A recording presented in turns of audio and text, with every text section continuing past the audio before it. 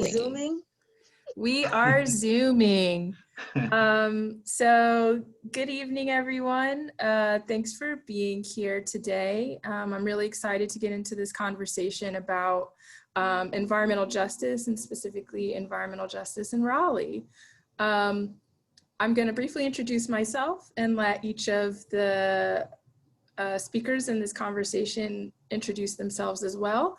And then we're going to get into some juice about environmental justice. So I am Stacia Turner. I'm a project manager with the Conservation Fund's Parks with Purpose project.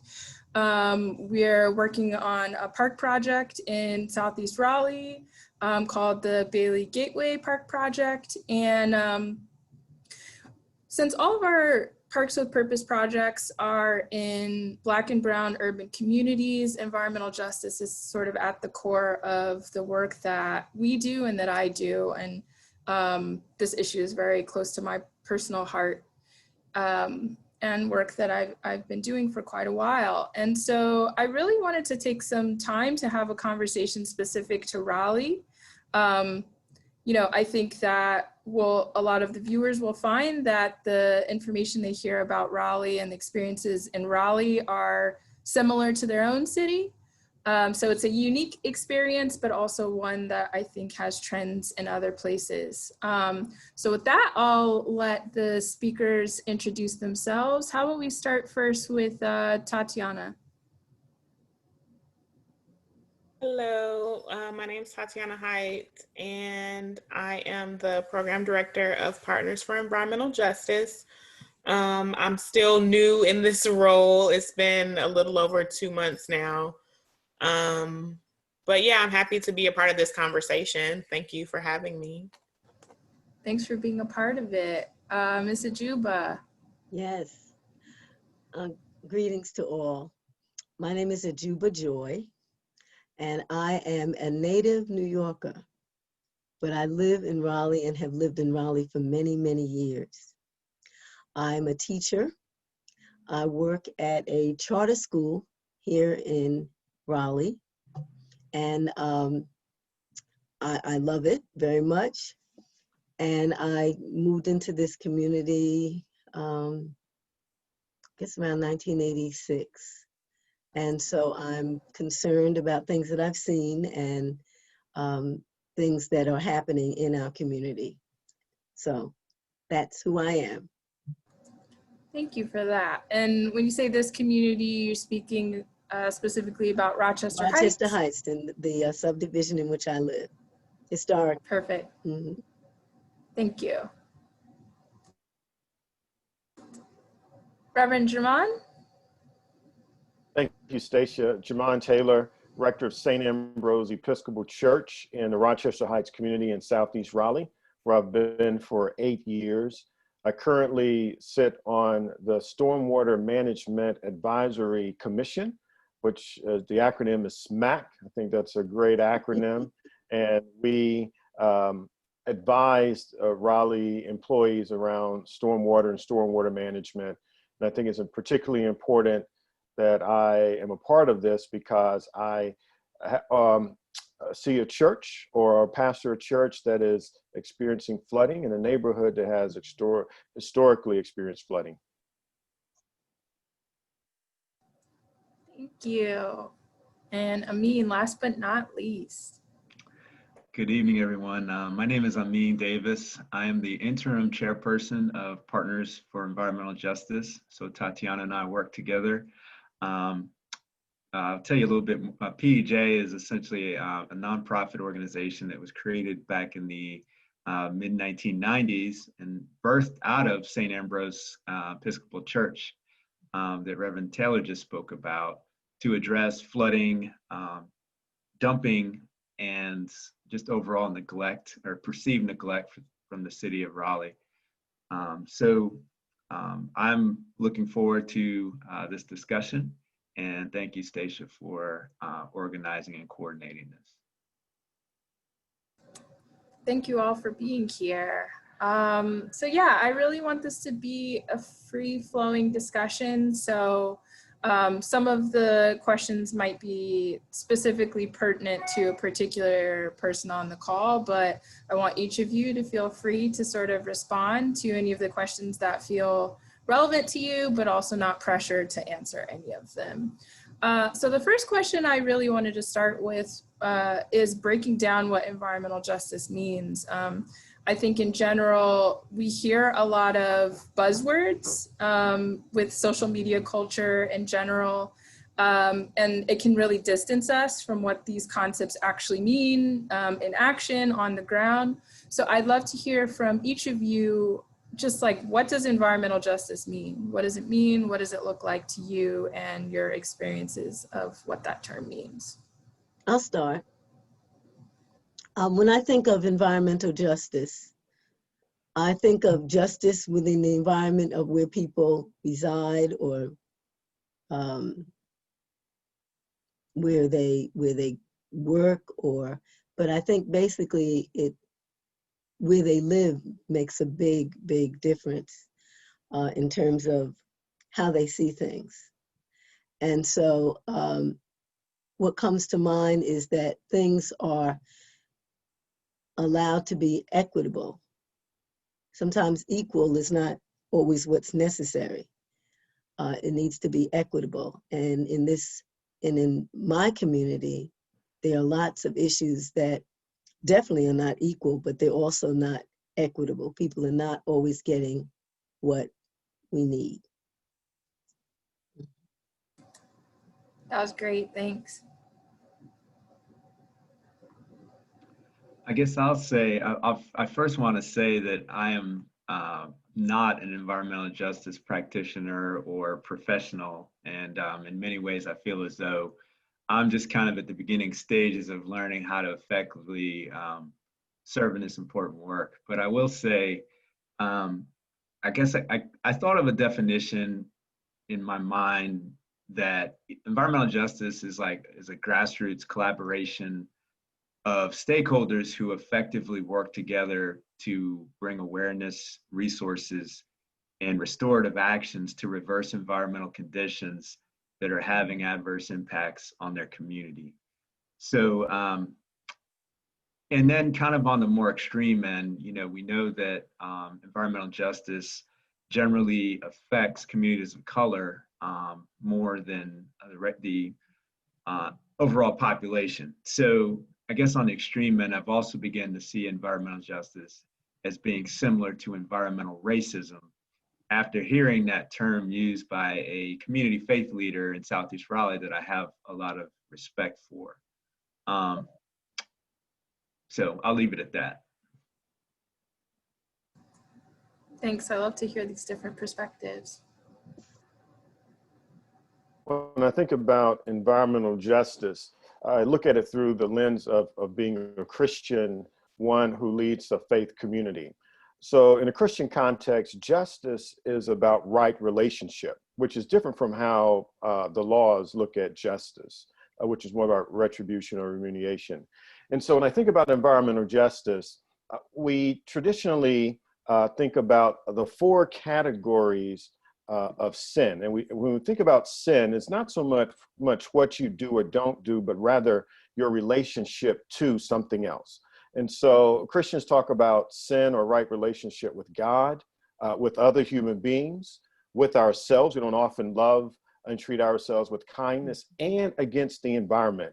And so environmental justice is really looking at the sin that human beings have done against the environment and what we can do to bring about right relationship, restoration. And so an area where I serve, Rochester Heights, was a dumping ground for now 133 years. We used to say for 70 years until the dumping of the federal building until June of 2020. So 133 years of continuous dumping of raw sewage in Rochester Heights, the continuous dumping of garbage, that's sin. And so human beings have sinned against the environment. And so what is right relationship? And so environmental justice is about right relationship. And then when we look at what Professor Kimberly Crenshaw talks about the intersectionality of race and environment, then we get the term environmental racism. And so Rochester Heights really is at the intersection of those two, inequities as it relates to race, inequities as it relates to environment. And so how can I, as a human, as a person who cares about the environment, work toward the restoration of the environment? And so to me, environmental justice is about environmental restoration and right relationship. Right on, right on. Wow. I feel like I'm in the pew right now receiving a word. This is supposed to be Zoom. Amen. Amen. Yeah, I almost want to just not say anything to follow that. But for me, when I describe what environmental justice means, I like to describe it as the intersection or the nexus between the environmental movement and the civil rights movement. The traditional environmental movement was really centered on plants, kind of the biome, animals, wildlife, and that kind of thing. And I think an unfortunate result of that is that kind of people were really left out of that, outside of this discussion about what people have done to exacerbate or cause environmental problems, but not so much in a conversation about how marginalized people are impacted by the environment in disproportionate ways, as has kind of already been mentioned. So it's really not only about the health of the environment and natural resources and that kind of thing, but also the civil rights that have come as a result of that. So, things like toxic waste dumping in marginalized communities and taking lands away from indigenous people and not having access to the same kind of environmental benefits that affluent communities have. So it's not just a natural resource or water resource issue, but it's also, there's human dimensions of that. And so I think that's just really important. I like to say that it's kind of the intersection between those two issues where the two kind of came together and had a baby. So, and I think too, in terms of like, what does environmental justice look like? There's these 17 principles of environmental justice that came out of this summit that happened back in the 90s. So I would encourage people to look up the 17 principles of environmental justice. It talks about like, what are the demands? What is an environmentally just world looks like? It's an intergenerational movement and things like that. So I would direct people to that. And thanks for bringing that up, Tatiana. I'll put a link to that document in the show notes for this recording, just so people have that as a reference. And I'm going to be a non-traditional facilitator and add my perspective also into the mix. And I just want to add, we've had, I think, a rich wealth of answers to this question. But one additional factor that I would like to add, as a person who's been working on park projects for the past couple of years, when I think about environmental justice, I really think about getting back to some of what Tatiana and Reverend Germain said about right relationship. For me, environmental justice looks like right relationship between humans and the environment, and particularly looking at equitable access. So in all the ways that we mean that, to a healthy, livable environment.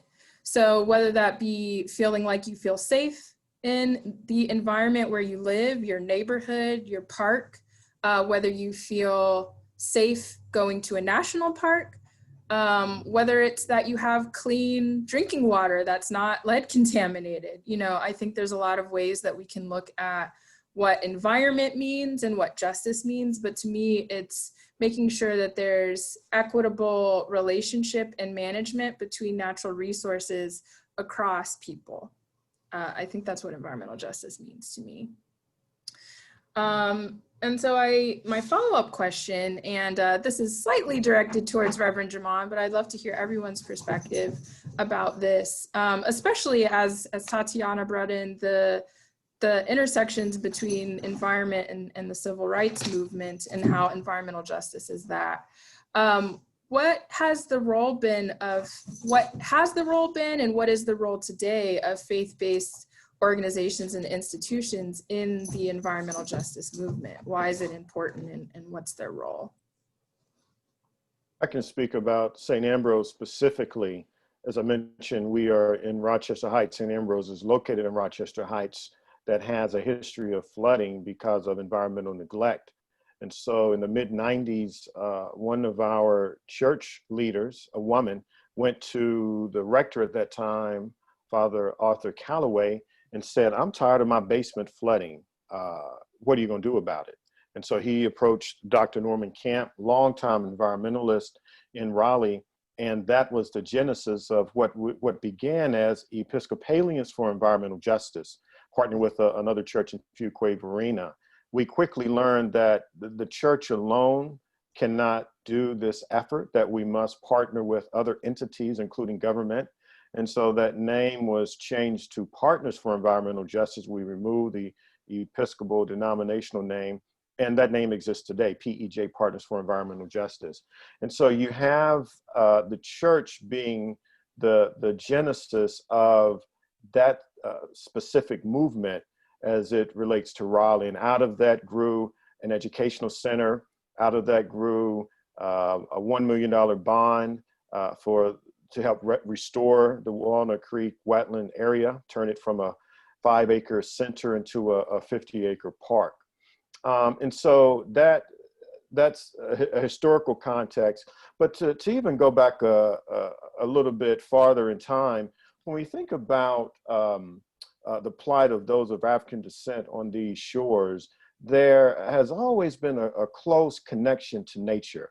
Part of that is that for those enslaved Africans brought here on ships, forced into chattel slavery, our relationship was to the land, as those who farmed the land, of those who grew crops.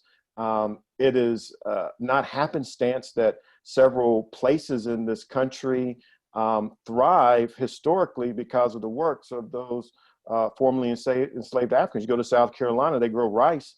It's no question that those rice growers came from Ghana, where they grew rice and were great rice growers. When you look at the front of the world, which is in the western part of North Carolina, those woodworkers, again, came from the Akan people in West Africa, people who knew trees, who knew wood, and knew how to craft. And so our relationship to the environment has always been close. There is this embodiment that Black people carry as a part of our spirit. And so environmental justice is just the evolution of that. Even though we're in an industrialized society, is baked into our DNA, this love for the creator, the creation, and for earth.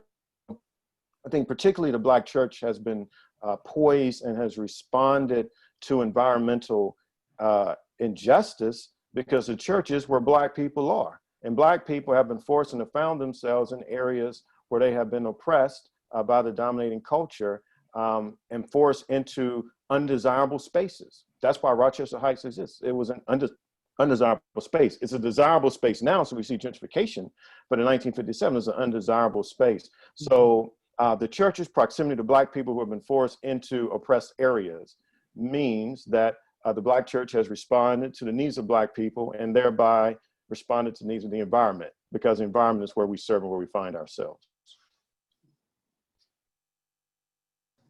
That was a beautiful response. Mm-hmm. Yeah, following up, I feel kind of inadequate to follow up behind that, but I'll just say from my perspective in terms of churches and faith-based organizations, obviously they've played important roles in social justice movements. And as Reverend Taylor said, they've been the pillar institution of Black communities, since the Reconstruction period, and maybe before that if they gathered in smaller groups. I can just speak to the two environmental justice movements that I'm aware of. I know there are many, but one of them, Tatiana mentioned it earlier regarding toxic landfill waste. Back in March, I I got to meet a gentleman named Bill Kearney, who was involved with the PCB toxic landfill protest back in the 80s in Warren County. And he mentioned that, back with that movement, the churches were the primary grassroots organizations involved with the protest. And that movement, some believe, is the beginning of the modern environmental justice movement, although I'm sure it can be traced back, as Reverend Taylor mentioned. And secondly, regarding PEJ, back in the mid-1990s, I won't rehash the history because we've already talked about it, but I was fortunate to spend some time around Dr. Norman Camp, and definitely, and particularly in his later years, he would often tell the story about how Father Calloway, who Reverend Taylor mentioned, who was a pastor at St. Ambrose at that time, told him to, his line, Dr. Camp's line is to, he told him to take this floundering group that was formerly known as Episcopalians for Environmental Justice and do something with it. And, I think even the fact that the Dr. Norman and Betty Camp Education Center at Walnut Creek Wetland Park stands as a testament that he and the partners and the group did do something with what they were tasked to do. And I think now, Tatiana, myself, and our current board, who is made up of many members who were involved back in the 90s and early 2000s, are still committed to that, although, things have shifted in terms of our priorities. But in general, we want to advocate for both the natural and the human communities around the Walnut Creek wetlands. Thank you. I don't know if there's a whole lot more that needs to be said, but I just want to say something about Dr. Camp and all of you who have ever heard him speak. When we talk about doing work, he would always say, don't agonize, organize. And, when I think of St. Ambrose and the spiritual aspects of it, this is where the people were, many of the people were. And people who understood they were an organization. They were coming, they talked about things, and it was on a regular basis.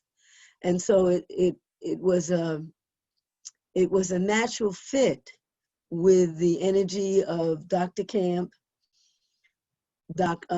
Father Calloway, and now Father Jamon. It's a continuation of being with the people, working with the people, encouraging the people to do what needs to be done within this environment that we're living in. And so, we're not agonizing, we're organizing, and we are, stepping up to the plate. And you are some beautiful folks. I'm just sitting here looking at these people, and I'm really happy that we are able to have this conversation because I think it's important that we do. And so that's what comes to my mind when I think of the religious aspect and the environmental aspect, that these are people who are organized, care about the community, and also the spiritual aspect of things. My little 2 cents about this virus, as it's been said, it's come from on high. Everybody's been affected by it. No one is, even the creatures. And right now I'm sitting in a place where normally you probably hear a lot of traffic because 40 is not far from here. It's just as quiet as it can be. So, this time is a real time for us to do soul searching as well as doing what we need to do for our environment.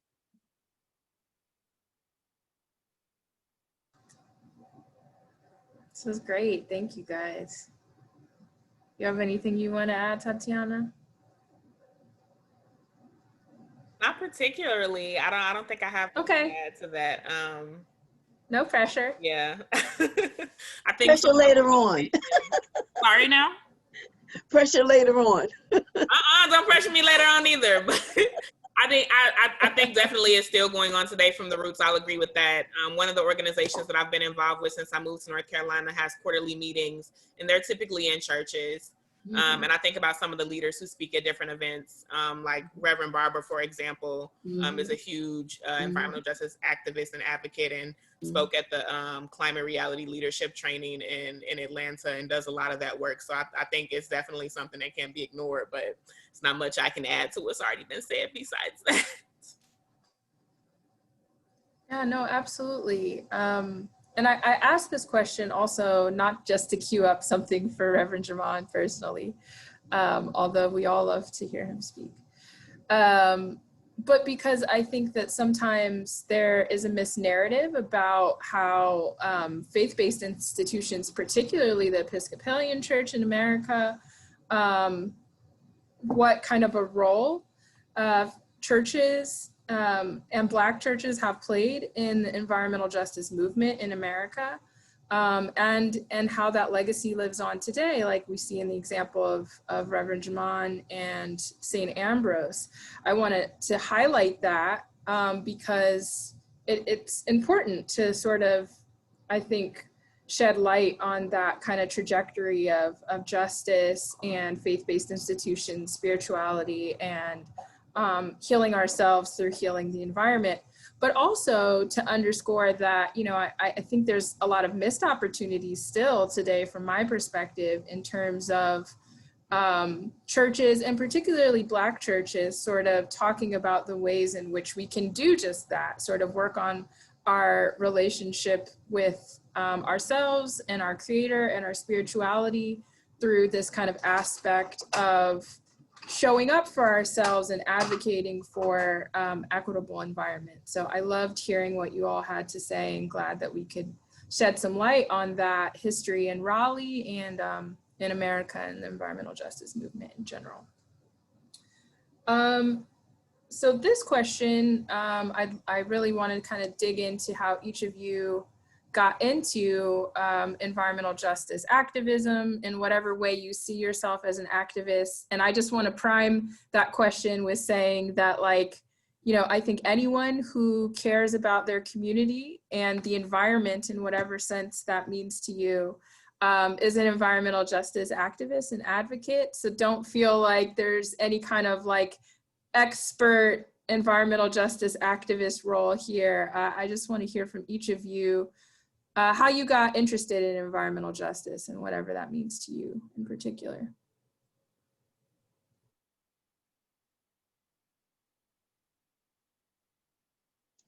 And a hush fell over the Zoom.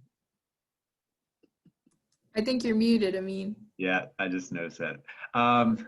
Thank you. So for me, I would say that I've always advocated for the protection of the environment, and even, you know, that's why I pursued my career as an environmental scientist. On the flip side, though, I would say that I'm, in a way, ashamed to say that it really wasn't until around 2016 when I began kind of more actively pursuing greater involvement with environmental justice through, particularly through, that's when I really got involved with PEJ, even though I'd kind of been on the fringes of PEJ since I was a graduate student back in the late 90s. But between that and then getting involved with a summer youth camp that's based in Southeast Raleigh called the Enviro Kids, those two experiences, or I don't know, it just put on my heart that for something to kind of shift my perspective, because, you know, being trained as an environmental scientist, one of the participants, I can't remember who said it earlier, but we have this lens of, you know, the ecology and the animals and the you know, the environmental resources, and without necessarily incorporating the human dimensions of that. So I have, you know, since then, and then also getting to see something else that was really impactful for me is going to a conference a couple years ago in Minneapolis, Minnesota called the One Water Summit. And we went, they had a green infrastructure tour. We went around all different kind of locations throughout the city of Minneapolis. And I remember we were riding through this community and I was looking around and there was lots of green infrastructure. When I say green infrastructure, I mean trees, I mean a constructed wetland that addressed stormwater, and there were people of color in that community. So I was like, it was so beautiful to me. I was like, I would love to live here. I wouldn't mind living here.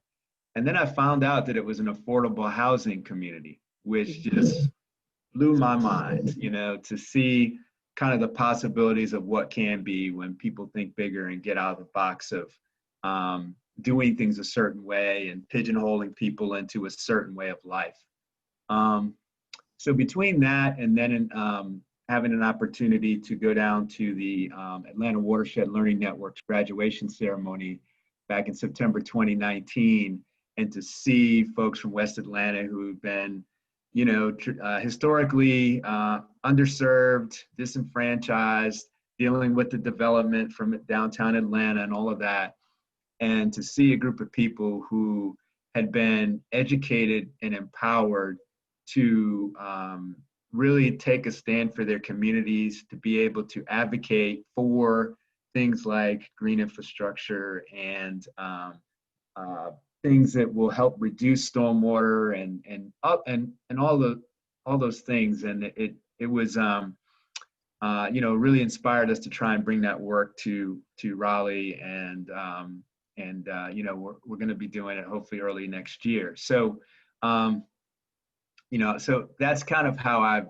gotten involved over the years. And the more, that's why I said at the beginning, I'm still learning about this. And but it is, you know, no longer will I just look at you know, the environment without looking at you know, people, and especially me being an environmental scientist of color. There are not many of us out there. I could probably count on less than my two hands the amount of people of color that you know, do this. Even though, as Reverend Taylor said, that you know, we all are connected to the natural world in one way or another, whether we realize it or not.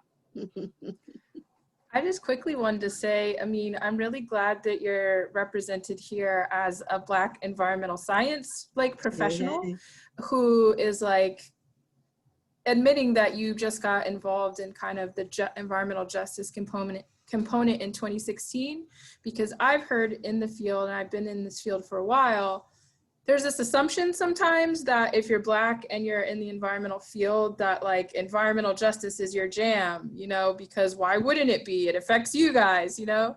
And so I love for us to sort of challenge this narrative of what Black people in the environmental field look like, do, what perspectives we have, because that's also really important to broadening the conversation about who we are doing this work.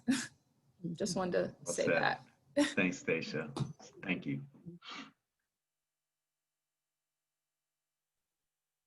I'll go next. I don't know whether I could really say that I am involved with the environmental or the partners for the environment. I can't say that that's really what I do. I live here. And one of the things that did get me involved was the cleaning up of the creek. There were cleanups that we've had through the years. And oh my goodness, the things that pulled out of it. And right now, you know, I could just cry every time I go, you know, past St. Ambrose on the corner there. There's always something down there, mattresses, televisions, this, that.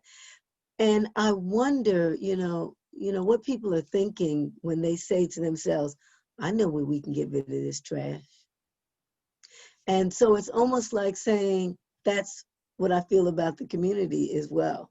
And the people in that community, even if the people that do it look like me. You know, my thing is that they just don't know who they are. because if they knew who they were, they wouldn't be doing that. But there are others that come into the community and trash the community. So I've been on many clean sweeps through the years. And you know, just in my neighborhood or my block, just, you know, if I see things that are out of order, I will go and correct it. If I can move things or, you know, lift things or whatever. And I'm always calling my city council person about what, you know, what's going on. And they had a clothing box. I don't know if any of you remember, there was a clothing box on the corner of Garner Road and Bailey Drive, and it was just a mess all the time. People were bringing stuff, throwing stuff, and it was just a mess. And I complained about it. So, you know, eventually it was moved. And I was like, you know, that's, you know, you got to speak up. So, so I've gotten involved by speaking up on issues that I see going on in my community, and I'll get other people in the community to call as well. So, but in terms of doing this every day, as Amin and Tatiana probably do, that's not how I've gotten involved. I've gotten involved because I see something and I live here, and, you know, so I do. So that's my big concern, and I watch my community, because the community's because the community is gentrifying as it is. There are a lot of dogs that have come into the community, and they walk the dogs in the community, and they don't always clean up, because I've observed. But I've also have a solution. We'll talk about that another time.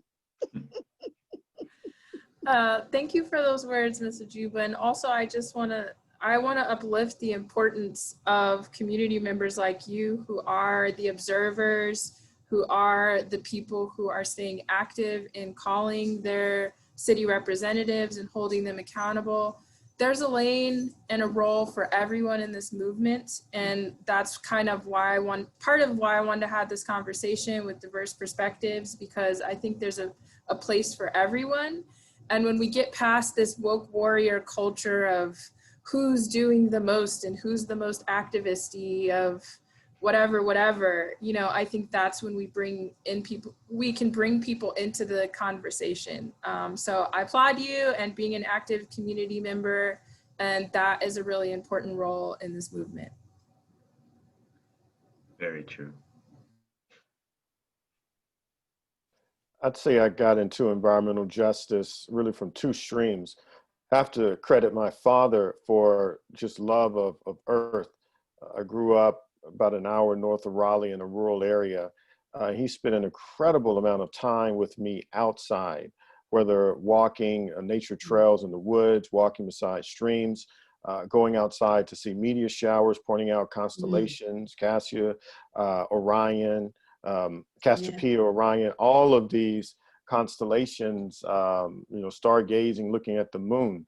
And so I always had this love for the created order because my father loved it, and therefore I loved it and came to love it on my own.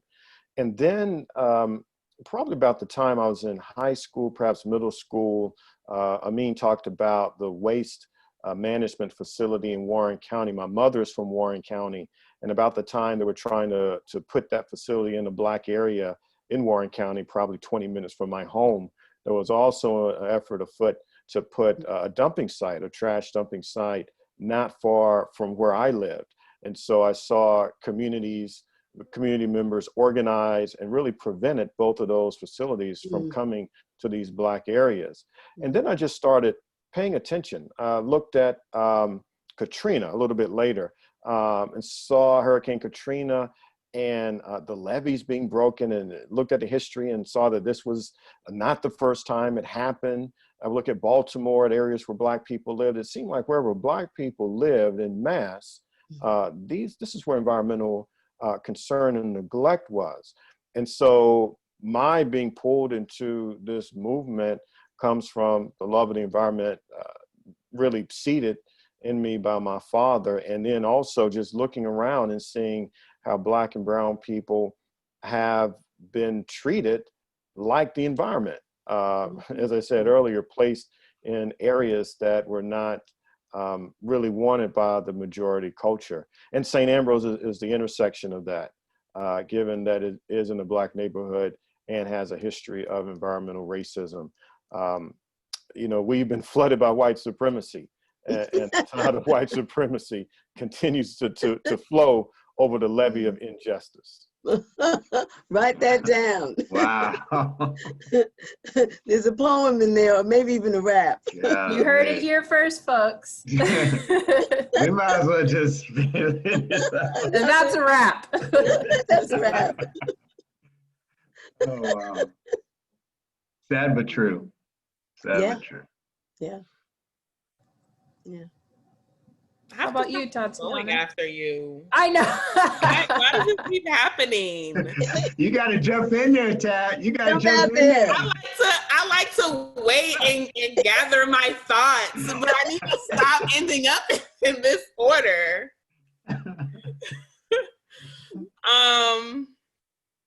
Okay. Yeah, and I don't know. So now I'm all flustered. I commonly think about how I got interested in environment in general, and I really can't pinpoint it. Because so I'm from Chicago, and I hate to politicize this, but just being that it's a liberal area, a blue state, I was never growing up in a situation where there was people saying stuff like, oh, global warming doesn't exist. Now we say climate change. But at the time, like, nobody was ever in my schools trying not to talk about global warming. There was never any question about the validity of it. It was just you recycle. There was not a maybe you recycle, maybe you don't, maybe this is important, maybe it isn't. So like I never had this time where I just sort of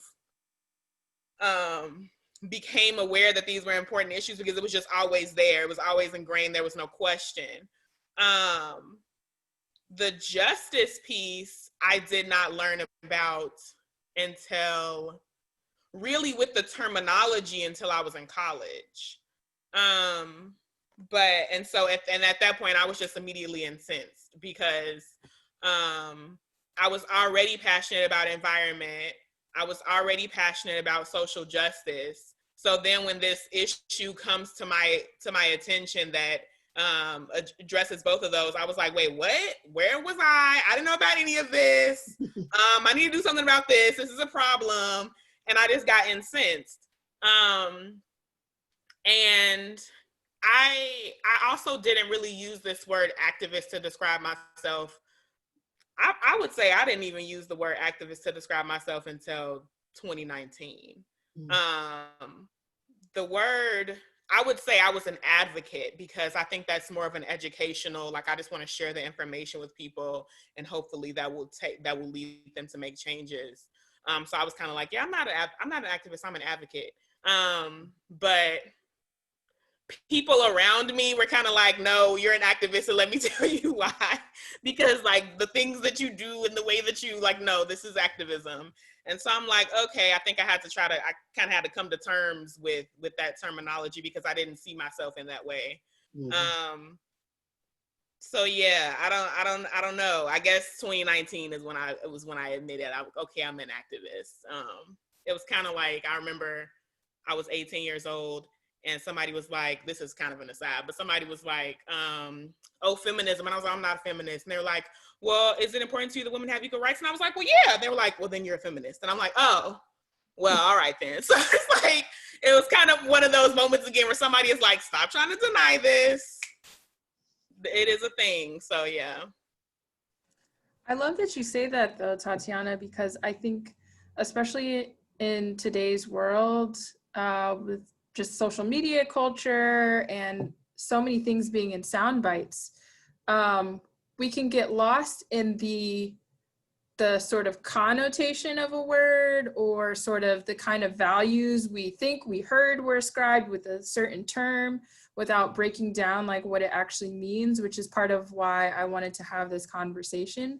And that kind of segues just into, I'll share a little bit of my own introduction into environmental justice, which is, I got really interested in environmental science in high school. I was a part of a club that did we did community service projects related to environmental things. So we did cleanups and recycling. And so, you know, I was sort of on the traditional environmental science advocacy path. But I've always been interested in community organizing and community service. And then, so when I got into school, I started out as a conservation biology major.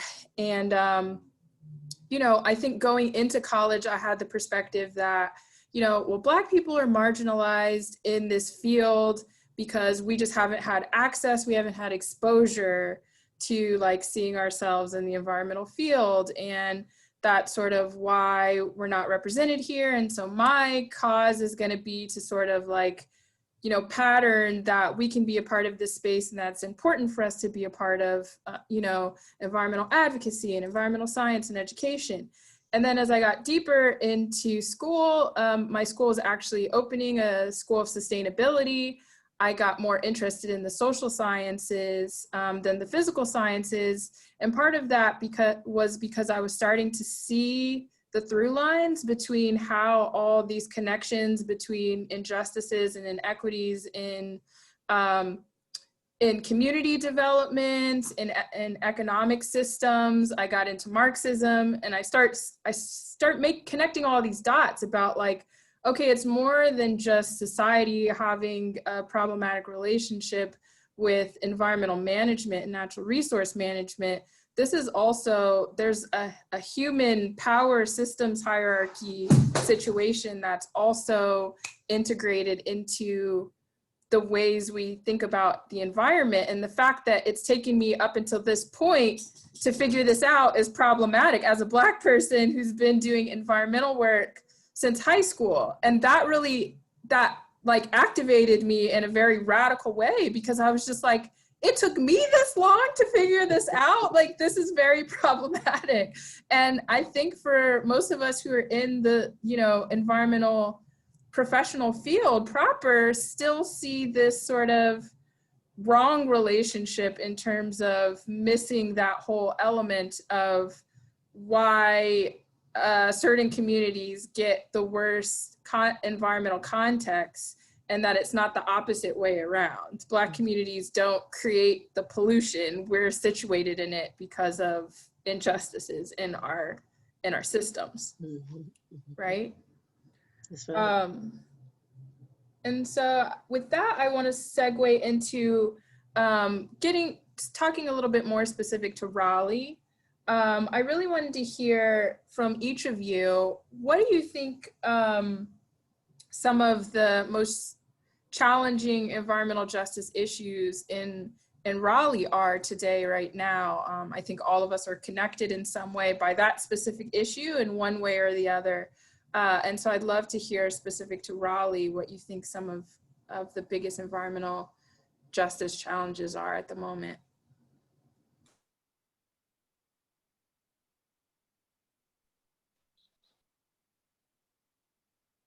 You're muted. We can't hear you. Sorry about that. There I go. Thank y'all. I would say, just like in many areas across the United States and, you know, developing areas across the world, just the significant growth and development that's occurring in Raleigh and the Triangle area. We know that the more development you have, you know, the more stormwater runoff you're going to have. And it's, you know, that increased stormwater runoff is going to adversely impact those areas that are already flood prone and environmentally vulnerable, particularly along Walnut Creek. You know, there's a News and Observer article from 2017 that talked about how out of all the flood prone areas in the city of Raleigh, Walnut Creek essentially is the worst. And when I say the worst, you know, it has the worst flooding. You know, historically Rochester Heights, where Juba lives, she's lived through Hurricane Fran and all of that. And now their areas downstream, their communities, Rose Lane is one, Dacian Road is another, that routinely gets flooded, even in events less than a hurricane. So I would say that, you know, the city of Raleigh has made efforts to address these issues, you know, but more, you know, continued grassroots advocacy is needed to kind of affect changes in city policy, in permitting, and even in the culture of the way that business is done, particularly as it relates to development, that will better, you know, hopefully better meet the needs of, you know, the more vulnerable, environmentally vulnerable and underserved communities in, within the city. So, and we hope that the initiatives, like what Ajuba does on a grassroots level, what Reverend Taylor does, and, you know, all of us on this call, we continue to do that. And I'm, you know, very excited. You know, the thing I'm most excited about with regards to this Raleigh Watershed Learning Network is help to empower the community members, to educate and empower them about these issues. And, you know, because, you know, they have a huge stake in it. They're the primary stakeholders in this effort. So I'm excited that hopefully we hope that it will have that desired effect and impact, and it can be, you know, replicated in other areas as well. The second issue, just in my mind, in addition to the significant growth and development, is, you know, the rising property values that are kind of decreasing affordable housing options outside of the environmentally vulnerable areas in Southeast Raleigh and beyond. You know, so, you know, Mr. Juba mentioned you know, the gentrification, the involuntary displacement, however you want to call it, that's going on in Southeast Raleigh. You know, New York Times did an article about it. So it's happening in different ways, and you know, the adverse impact of that as well is that, you know, folks may be even more confined to search for livable spaces in the most environmentally vulnerable areas. So those are kind of the two challenging environmental justice issues that I see, although I'm sure there are plenty more. I want to go, I'm not going after you. See, you was about to try to do it again. And plus, I think that 2 points that you made relate to two things that I think. So you talked about flooding being really bad and I just think that feeds into the notion of climate justice. And so marginalized communities, Black and brown folks who don't have very much money, having a longer and a harder time recovering from things like that is something that I think is important to keep in mind after you've experienced the flooding, your house floods and all that kind of stuff. Like if you're affluent, it might be easier and take less time to bounce back from that. You know, if you can't even afford the flood insurance or whatever, which if you don't always have to have flood insurance. If you have an active mortgage, you might, but if you're, you know, in a house that was passed down twice or whatever, and you don't have to carry that insurance and you don't, and you're flooded, then how can you, you know, deal with that? So I've you know, talked to families who dealt with those very issues. And so I think that is a piece that is important to consider. And then also as it relates to the affordable housing, another issue that relates to the affordable housing as well as to environmental justice is the concept of energy justice, and people not only having access to a choice of what energy they have. Unfortunately, there's this kind of monopoly in North Carolina around energy, and so when prices go up, who is that impacting, who can or cannot afford to deal with those rate hikes. And especially right now, as we're dealing with COVID-19 and people are dealing with not only housing that they might not be able to afford, but then also energy that they can't afford. And there's been conversations about what's going to happen once they resume the ability to disconnect people and people trying to catch up on past due bills. So I think, yeah, just both of those issues are very important right now and timely and connected to the issues that Amin brought up as it relates to flooding and affordable housing. All right, Rev. You're funny. Jokes. Just wanted to pick up on Amin, what he said, to echo it. It's sad that from where I sit, what I call non-climate stressors are outpacing climate change. So from St. Ambrose's standpoint, it's not climate change that is impacting us in an extraordinarily negative way. It is non-climate stressors fueled by capitalist greed. The development or so-called progress in North Raleigh and in places north of us on Walnut Creek, the impervious soil, the impervious land that's impervious substance that's being put over land and with pavement.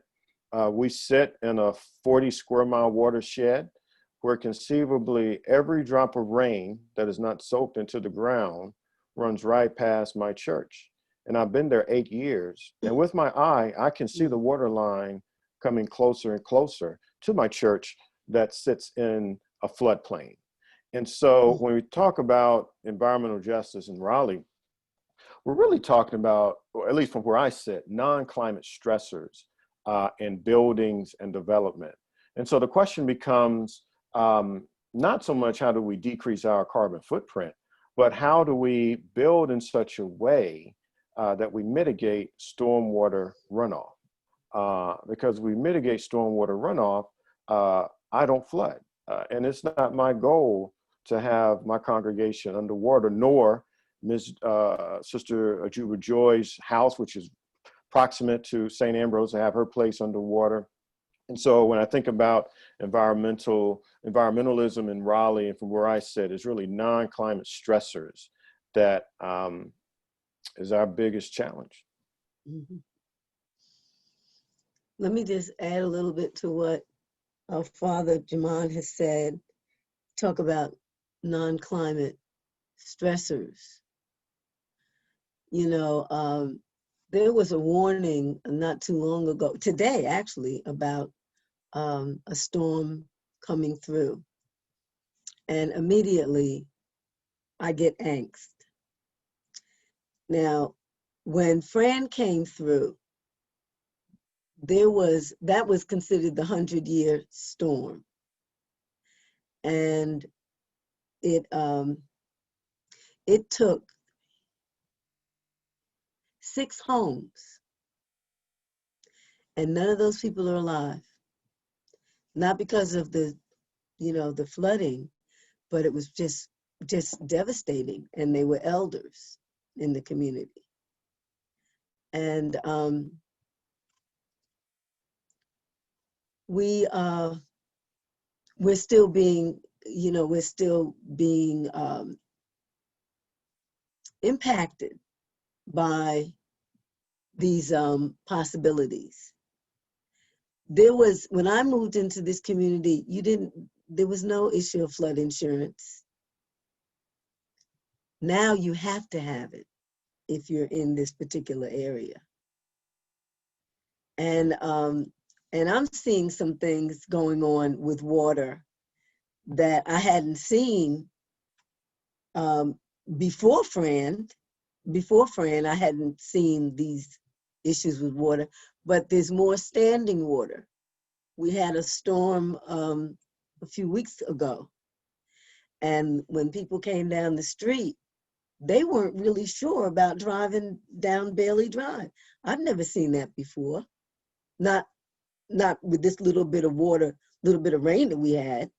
So I'm not sure where this other additional water is coming from.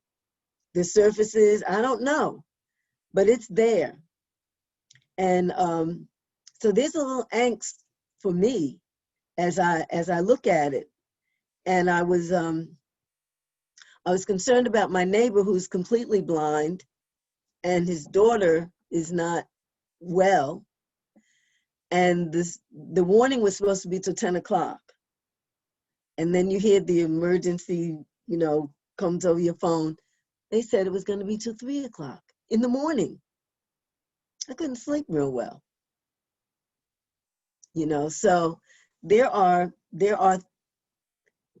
things that are happening in this environment, and they're happening to people on a psychological level as well.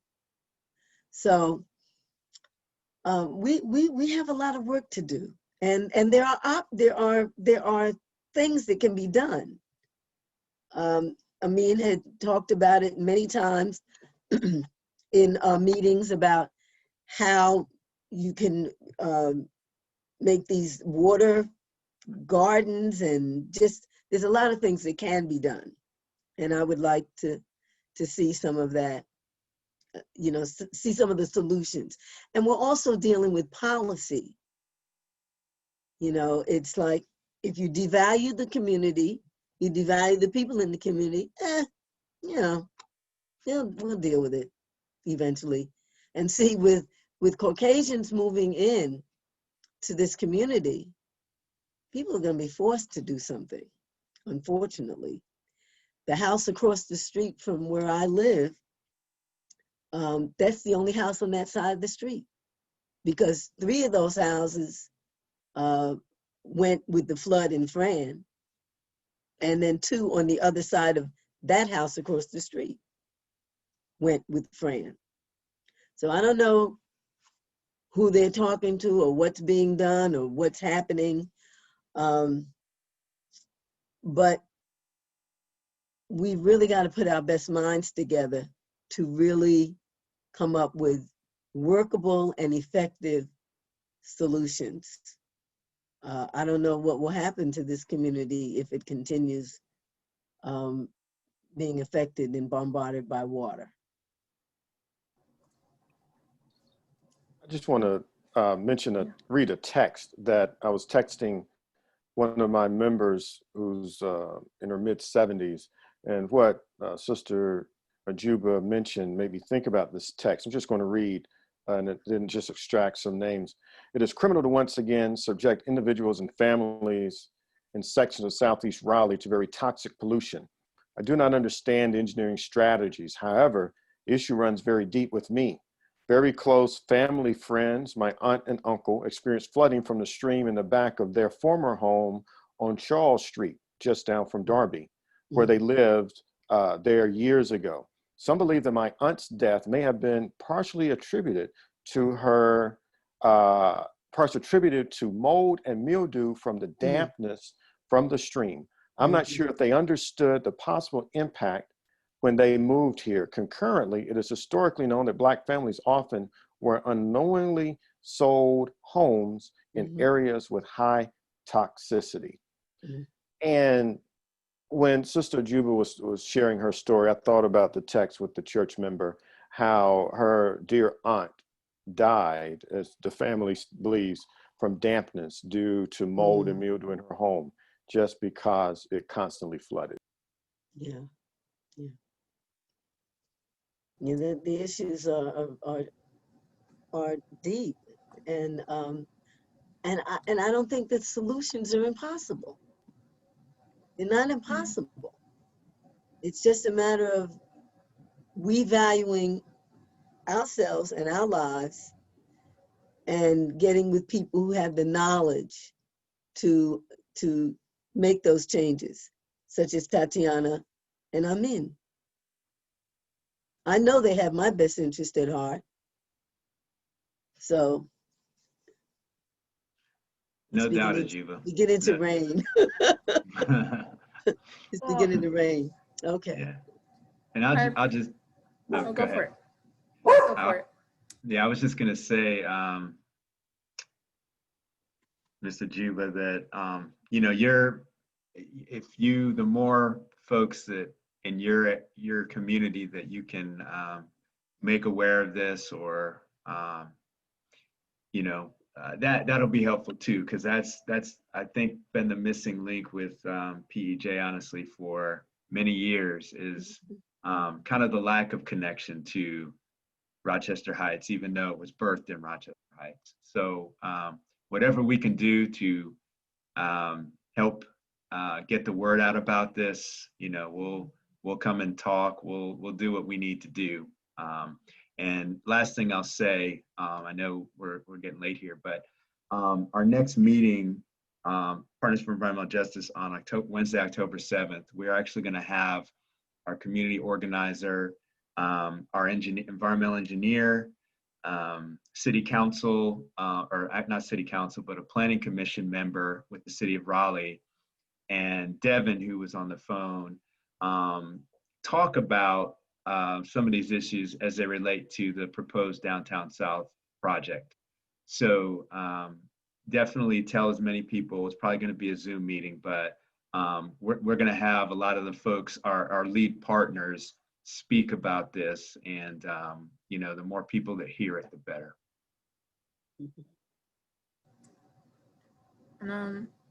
As Amin said, I know I don't want to keep you guys too long, but I just wanted to give everyone an opportunity just to share any last thoughts you have about where you see the intersections of gentrification and environmental justice, either specific to Raleigh or just in general, if you have any last kind of thoughts or comments about that.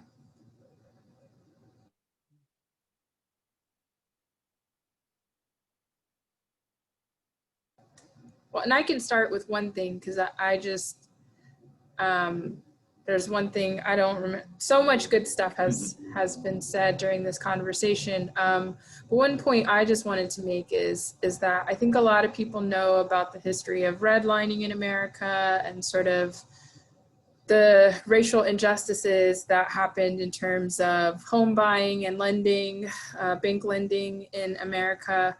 But oftentimes what's missed in that history is a conversation about where Black communities were able to be situated. And what you see in a lot of American cities, again, with this environmental justice sort of injustice trajectory, is a lot of historically Black neighborhoods in America are situated in the most undesirable landscapes, and whatever that meant for that geography, right? So in a lot of cities in the South in particular, you'll see that historically Black neighborhoods that are now changing over with time have dealt with flooding issues, because historically this planning knew that those were floodplains, right? And so now we have a lot more regulations about where you can and can't develop in relationship to sort of floodplain areas. But in the past, we didn't have those regulations. And so now we're having to deal with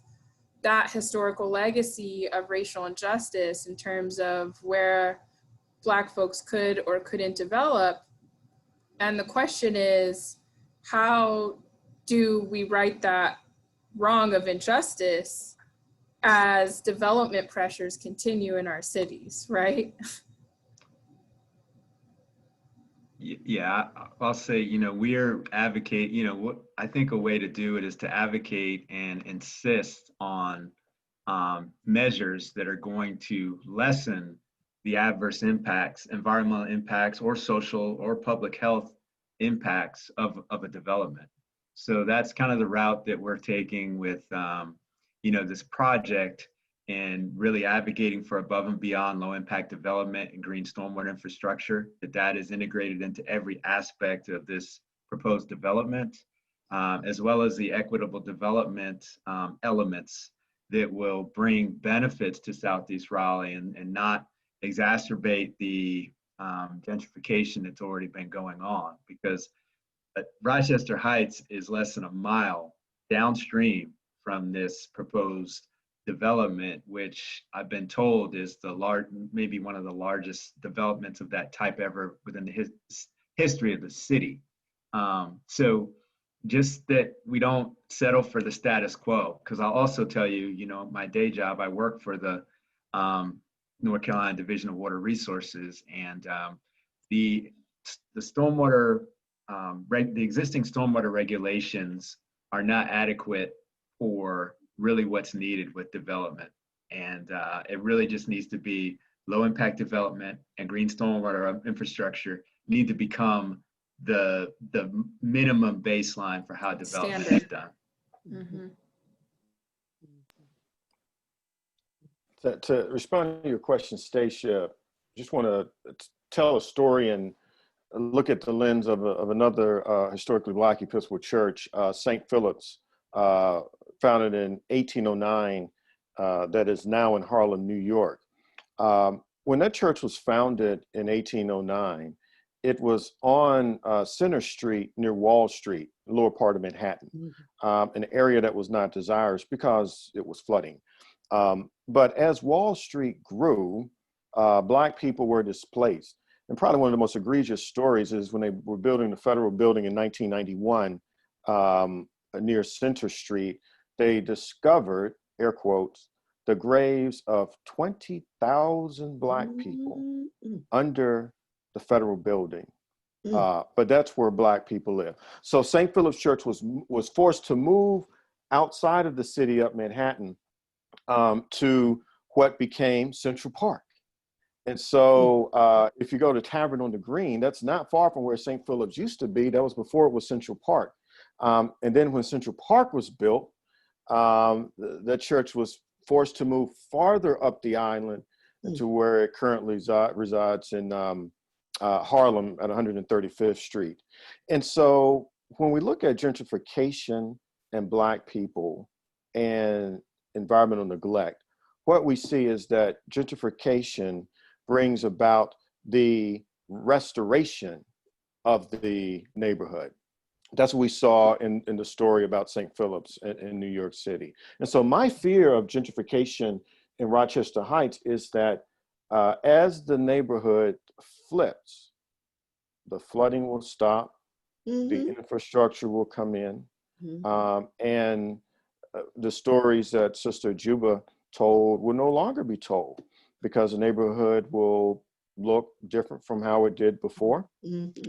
Black people will be displaced, and you have a new demographic with a higher tax base. That's right. And to get the attention of the city. And so that's my view of gentrification and the environmental effect. When certain people are impacted, what used to plague them no longer plagues an area. Yeah. Yes, and just let me say very briefly, there's only one house over there that exists. And that's not owned by anyone who looks like any of us on this call. That one house. So that house is not going to flood. I mean, there may be some water around it, but it stayed. It functioned, but also because of how it was situated, because the water came down Bailey Drive, which is at the side of this house. The other three houses on that same street got flooded and the water came into their houses because it came west and came into their houses. And so I'm in agreement. It's like when they move into the communities, then all of a sudden the issues need to be addressed. We need to do something about this flooding, but we're on the case before that. So that's a good thing.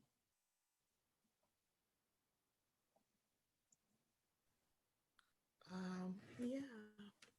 Well, yeah, I every second everything that's already been said. And I think about this flip side of the scenario. So when